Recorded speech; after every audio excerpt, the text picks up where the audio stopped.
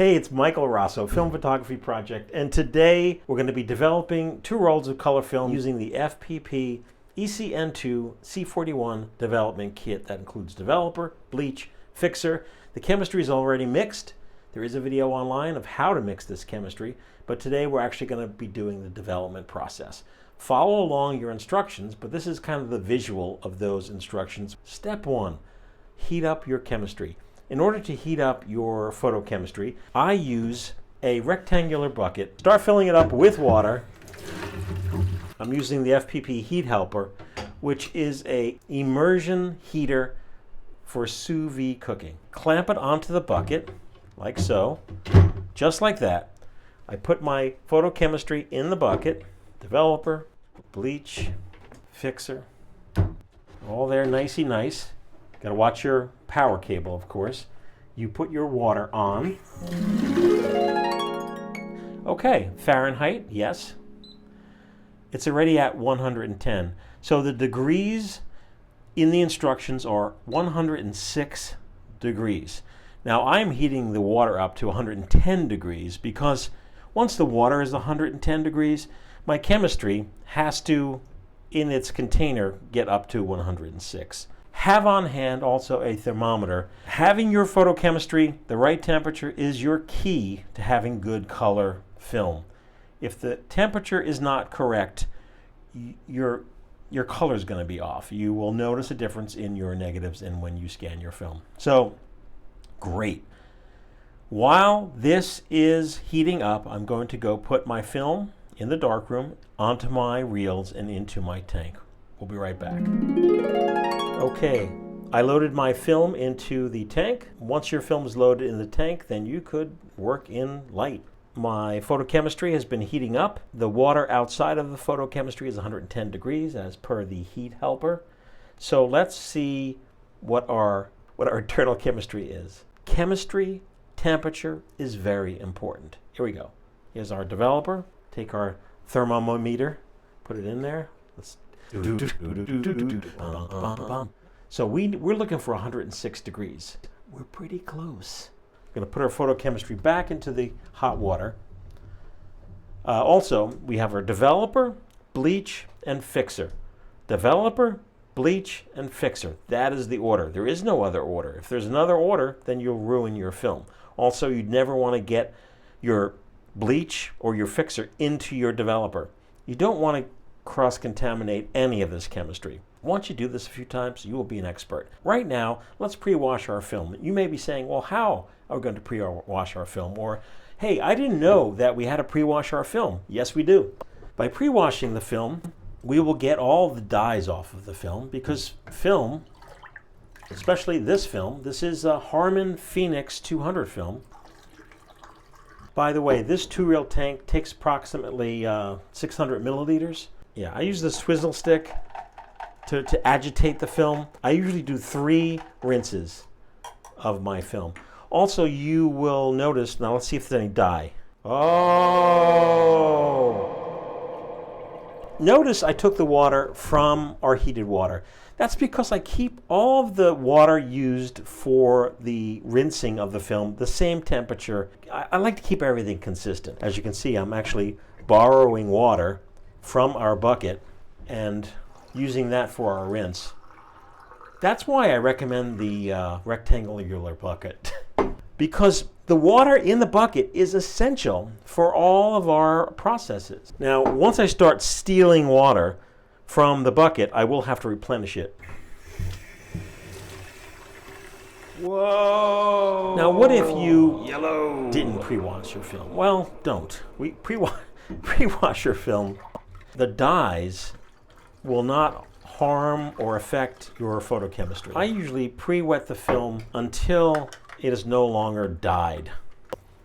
So that's the 3rd wash, and there's still dyes on the film. So if you're using like Portra or Kodak Gold or another color film, the dyes are going to be a different color and probably not as strong as the Harman Phoenix film. Follow the directions that came with your FPP ECN-2 C-41 kit. I've received a lot of emails asking, oh, can I use this ECN-2 kit for C-41? Can I use the C-41 for ECN? Yes. developer, bleach, and fixer. It's 3 separate. To me, this is the best process, and I've used other kits, by the way. It's still a little tinted, but that's quite all right. All right, so now we're going to do our developing, which is 3 minutes. I get out my clock. Now, this is our developer. I've also received a lot of emails that, oh, hey, you know, my developer, there's floating particles in it. You know, is that okay? Yes, it's perfectly fine. It's not going to affect your film. Everything is great. So what I do here is when I pour the developer in, I have my swizzle stick, my developer, and I eyeball it.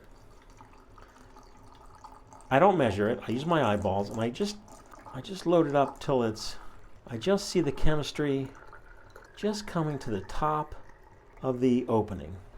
There it is, perfect. Get the clock going. Here's the clock. Start. Groovy. And then every 30 seconds, I agitate. Now, while I do that, I get my developer, I get my funnel, and I get ready because this is reusable chemistry, so I'm gonna pour the developer back into the developer canister. Does the time, 3 minutes, need to be changed as your chemistry ages? The answer is no.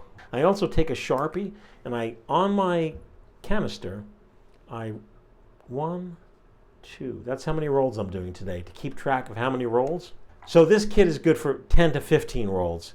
Sometimes I go to 20 rolls. If you're Mark Dalzell, he'll go to 40 rolls.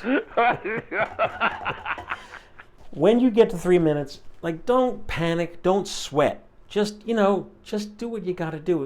It's okay. It's all okay. If you go over a few seconds, that's fine. I also get my water ready to do the rinse, because in between the developer and the bleach, you will do a water wash 3 times. Now we're going to pour our chemistry back. So now we want to do a water rinse. Once again, filling it up right up to the top. Rinse off the photochemistry that's on the funnel in between each step. Very important. Chemistry, once you're done with it, squeeze. See this? Squeeze it out so that you get as much air out as possible. And then cap it. Great. And then just put it over here. Get it out of the way. Get out of here. Okay, that was my first rinse. Second rinse. Oh boy. Sloppy. Third rinse. Oh boy. Sloppy. Okay, step 2. Bleach. You don't want children around. You don't want pets jumping up. You want to clear the deck. Send everyone away. Reset the timer for 3 minutes, agitating every 30 seconds. By the way, we have a blog on our filmphotographyproject.com website. You could search How to Dispose of Photochemistry, a blog by Leslie Lazenby. We're at 3 minutes. Uh-oh, don't press the panic button.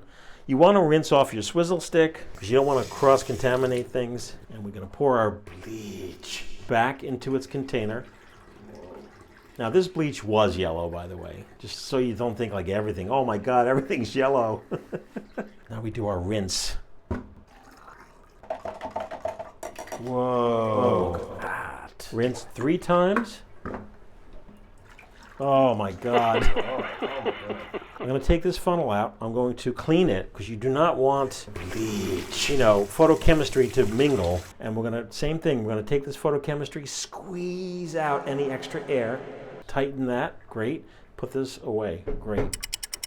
Okay, third rinse, let's see. Oh, look at that, nice and clear. Okay, this is our fixer. Mr. Wolf. I'm Winston Wolf. I solve problems. Put our fixer in. Start the timer. Okay, fixer. Fixer is the last step. Now, at this point, you may be itching, be like, oh, I'm going to put my bucket and my water away. Well, don't. The last step of the rinse, what I'll do is I'll take my developed film and I actually put them in the water. Because the last step, I dunk my film in there and I let it sit for a few minutes. And then if you're using, which we did not discuss in this video, Vision 3 movie film, colored movie film, that has a remjet on it. And this is the last step that removes that remjet. I'm always like boasting, oh, remove it with your yelling. Take the remjet off with your thumb. Well, this is where it happens. So simply, just zip, comes right off. Pour my fixer back. Do a rinse. By the way, once you do your fix, once your fix is done, then you could expose your film to light. I usually just do the first rinse with it sealed. Okay, I always try to put photochemistry away as quickly as possible. Rinse out your funnel as always. Let's squeeze out the air so we don't oxidize our chemistry. That will save your chemistry and prolong its life. Fixer, great, fantastic. Now you can expose your film to light because it is developed. And what I always do, first thing I do is I submerge it, like look, right in the water, right in the drink. So color film does not need photo flow, archival wash, or anything that you would do for your black and white film. I'm just as excited as you are. We want to see images on our film. So let's take a look over here at these windows. Oh, yeah, look at that. So this is Harman Phoenix 200 film, which has a color palette that is unique. So of course, you know, your negatives are going to look a little different than usual. This is John's roll. Oh, image. Look at all those images. That's why I use the bucket. The last step, regardless of what color film I'm doing, I always put the film into the bucket.